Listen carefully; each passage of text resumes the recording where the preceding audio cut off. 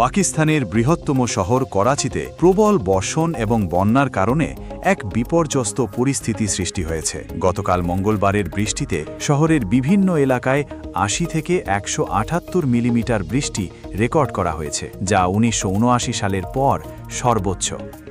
এতে অন্তত ৭ জনের মৃত্যু হয়েছে এবং শহরের বিদ্যুৎ, টেলিযোগাযোগ এবং বিমান চলাচল মারাত্মকভাবে ব্যাহত হয়েছে।